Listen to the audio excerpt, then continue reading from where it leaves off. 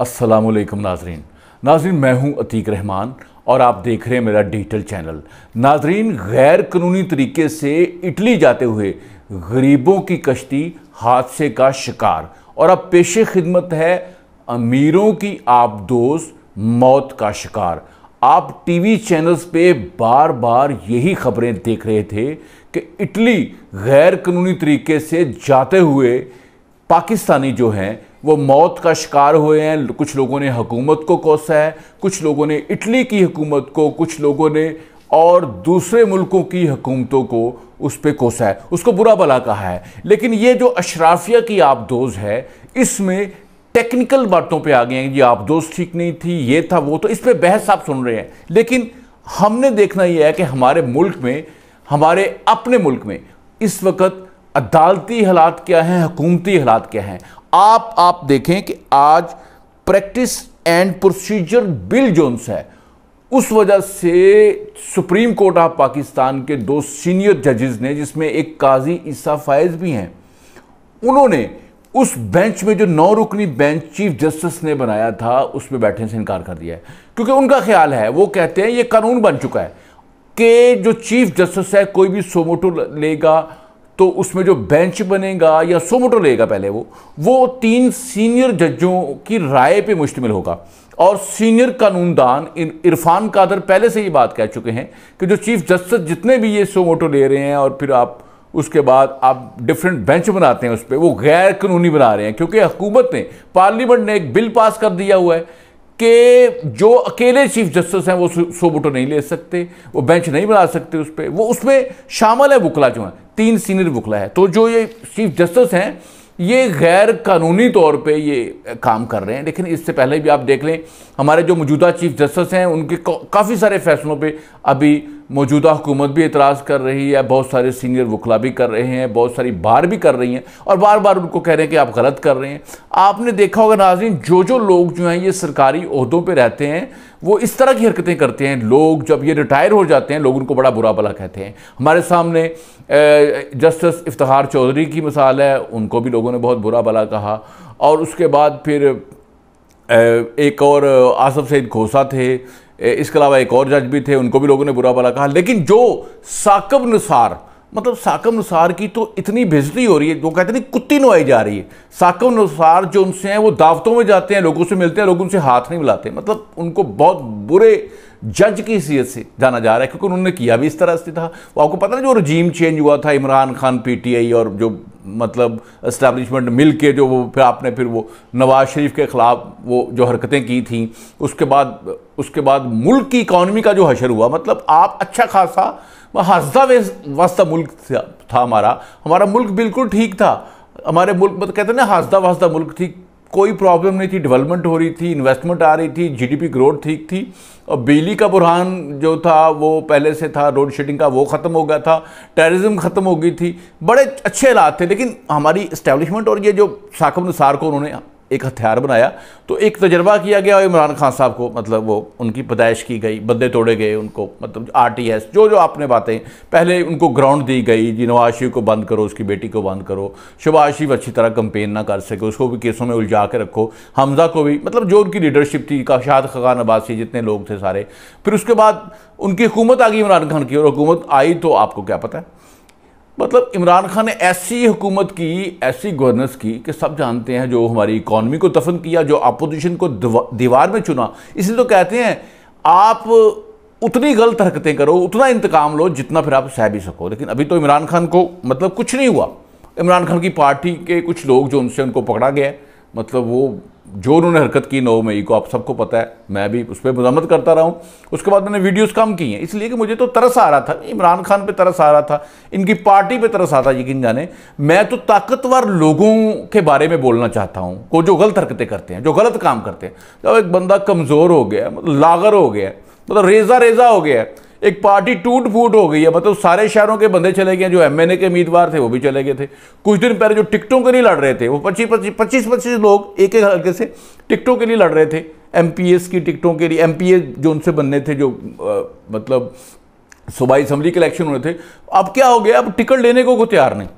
Ticket. लेकिन अभी भी कुछ बेवकूफ़ हैं ना, मतलब वो कहते हैं वो वोट से खानदा ही है। उन उल्लू के पट्ठों को मैं सिर्फ यही बताना चाहता हूँ कि भाई वो जो भुट्टो मारा गया था, वो लोग कहते थे वोट तो भुट्टो दा है, तो हशर क्या हुआ था बाद में जो इलेक्शन हुए थे, आपको पता है सबको। और जब नवाज शरीफ को पता है ना, अटक किले में बंद किया गया था, पता है, तो वो मुशर्रफ आया था तो सारा कहते वोट तो नवाज शरीफ था, सिर्फ लाहौर में जीते थे वो, या सियालकोट में या गुजरांवाला में करीब करीब एक सीट जीत गए थे, इसके अलावा 16-17 सीटें थी।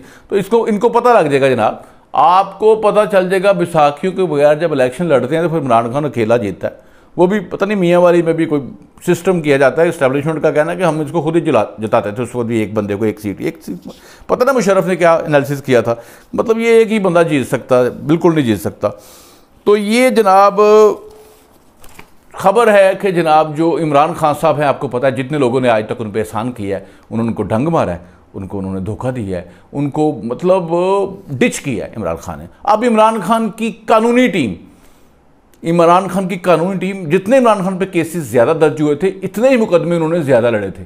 यकीन जाने कुछ वकला ने तो कुत्तों की तरह उनके मुकदमे लड़े थे, बिल्कुल कुत्तों की तरह। आप फवाद चौधरी का भाई नहीं फैसल, आप उसको लड़ते साथ देखते, गालियाँ देता था और साथ केस लड़ता था। उसके बाद अली जफ़र, ये SM जफ़र साहब के बेटे हैं अली जफ़र, उन्होंने तो बड़ी महारत के साथ, आपको पता है उनकी वाकफियत ही बहुत है ना जजों के साथ, आपको पता है जजों के पास परवेज़ लाई के बाद इनकी वाकफियत है। इससे पहले आपको पता है परवेज़ लाई से पहले ये फवाद चौधरी लोगों की थी वाकफियत और फिर परवेज़ लाई की थी, फिर उसके बाद इनकी वाकफियत थी। मतलब कुत्तों की तरह उन्होंने केस लड़े हैं। मतलब इमरान खान पे जितने मुकदमात हुए थे उसमें ऐसे लड़े हैं, पता नहीं पैसे इनको जो पार्टी फंड है उससे मिलते ही थे, काफ़ी मिलते थे। और उसके बाद इमरान खान ने काफ़ी पैसा खर्च किया है, ख्वाजा हारिस जैसे बंदे को बहुत ज़्यादा पेमेंट की है इन्होंने केस लड़ने के लिए। लेकिन इमरान खान की कानूनी टीम जो है वो अपनी टीम को उन्होंने फारग कर दी है। पता है उनको आदत है डिच करने की, और उस जगह पे किसको रखा है, बैरिस्टर एतजाज हसन, जो मतलब सरदारुल मुनाफिकीन, इस तरह मैं उनको कहता हूँ, वकीलों में जो भी हैं, मैंने मुनाफिकों का अगर कोई सरदार देखना है तो वो एतजाज हसन है। उसके बाद उसमें इजाफा हुआ है लतीफ़ खोसा, शापर, लफाफा, जजों से तलकात, पीपल्स पार्टी के साथ फला। उसके बाद जनाब उन सबको फारग और इनको इन कर लिया गया है। उसके बाद जनाब मैं अयाज मीर साहब पे थोड़ी सी डिस्कशन करना चाहता हूँ। अयाज मीर साहब कहते हैं जी इमरान खान को वो शामूद कैसे मिलने आया, इमरान खान ने इनकार कर दिया। इमरान खान कहा जब मैं नहीं मानता मैं बाहर भी नहीं जाऊँगा, मैं लड़ूंगा, मैं फौजी कोर्ट्स में पेश होऊंगा, मैं ये करूँगा, मैं वो करूँगा, मैं नहीं डरता। और खान साहब ने कमाल कर दिया। ये अयाज मीर साहब तबसरा कर रहे थे।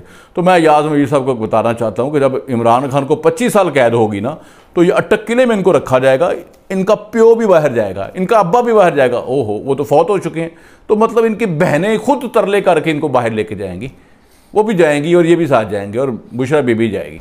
और जब इनको झूठे केसों में, ये पनामा केस में सज़ा होगी ना, जब ये अजीज़िया स्टील में सज़ा होगी ना, जज अरशद मलिक देगा, बाद में कहेगा ठीक है। और प्रॉब्लम क्या है हमारी, प्रॉब्लम यह है कि अगर नवाज शरीफ जेल में मर जाता ना, गुर्दे ख़राब हो जाते, प्लेटलेट्स जो उनसे वो ख़त्म हो जाते, वो मर जाता, खुदा ना खासा वो मर जाता, तो सारी कौम ने, बमा ये कौम यूथ ने, इमरानडोज ने कह रहा था यार नवाज शरीफ ना बड़ी ज्यादती हो गई, बेकसूरी उन्होंने मारता है, जेल च रख के बड़ा जुल्म किया ना, उसको उन्होंने ट्रीटमेंट दिया, बड़ा जुल्म किया। ये स्टोरियाँ डिस्कस हो रही होनी थी, जिस तरह भुट्टो की स्टोरियाँ डिस्कस होती हैं कि भुट्टो को निर्दोष मार दिया, भुट्टो को बेगुनाह मार दिया, भुट्टो को मतलब जालिमों ने जुल्म किया। लोग रोते हैं अभी भी कि भुट्टो को पे जुल्म हुआ। नवाज शरीफ की गलती क्या है? नवाज शरीफ की गलती ये है वो जान बचा ली है, उसने जान बचा ली है। किसने बचा ली? उसमें कुछ लोग शामिल तो होते हैं ना, वो इमरान खान साहब ने खुद ही उनको बाहर भिजवाया ना, सारे टेस्ट सारा कुछ। जब इनकी इस्टेब्लिशमेंट और ये दोनों एक पेज पे थे, पता ना आपको, इमरान खान साहब तो बाहर भिजवाया। तो बंदा जिंदा हो तो फिर वो, आप मिसाल पे तौर पर अल्लाह ना करता अगर नवाज शरीफ इस दुनिया में ना होता तो आप बताएं ना अभी नून लीग का क्या हाल होता। पार्टी रेजा रेजा हो चुकी होती, मरीम नवाज अकेली लड़ रही होती, कोई पता नहीं, शहबाज शरीफ साहब भी छोड़ जाते उनको, कोई पता नहीं, मैं मजे कह रहा हूँ, मेरे अपना ख्याल है।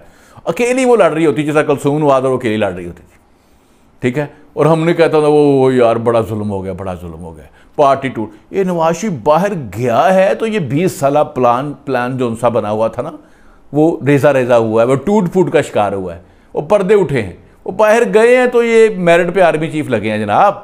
बाकी सब तो मान रहे थे बाजवा साहब को एक्सटेंशन दे दो, इमरान खान समेत सारे राजी थे, जरदारी साहब भी, शहबाज शरीफ भी, सब कहते थे, मौलाना फजल रहमान भी, बाजवे को एक्सटेंशन दे दो। लेकिन वो नवाज शरीफ एक ऐसा शख्स था जिसने कहा था नो, बाजवे को नो मोर एक्सटेंशन। मतलब उन्होंने आर्मी चीफ आसिम मुनीर साहब को मेरिट पे अपॉइंट करवाया। अख्तियार उनका नहीं था, लेकिन हमने भाई को कह के, हुकूमत को कह के प्रेशर में लेके आया। और मैं बस अयाज मीर साहब को दोबारा कहना चाहता हूँ, जब इमरान खान को 25 साल कैद होगी ना, मौत की चक्की में इसको रखा जाएगा ना, जब राना सनाउल्लाह की तरह चीनी वहाँ फेंकी जाएगी, वहाँ चूंटियाँ आएंगी, इसको चूंटियाँ काटेंगी, तो इसका प्यो भी बाहर जाएगा। ये सारा कुछ करेगा, ठीक है, वो सारा कुछ भी करेगा जो नवाज शरीफ ने नहीं किया हुआ। मिसालें ना दें, ये कंपैरिजन इस तरह का रख रहे। नाज़रीन, इस तरह मैं आप वीडियो करता रहूँगा हर रोज़। अपने रिश्तेदारों का भी ख्याल रखिएगा, मेरे चैनल को सब्सक्राइब ज़रूर करिएगा। पाकिस्तान जिंदाबाद।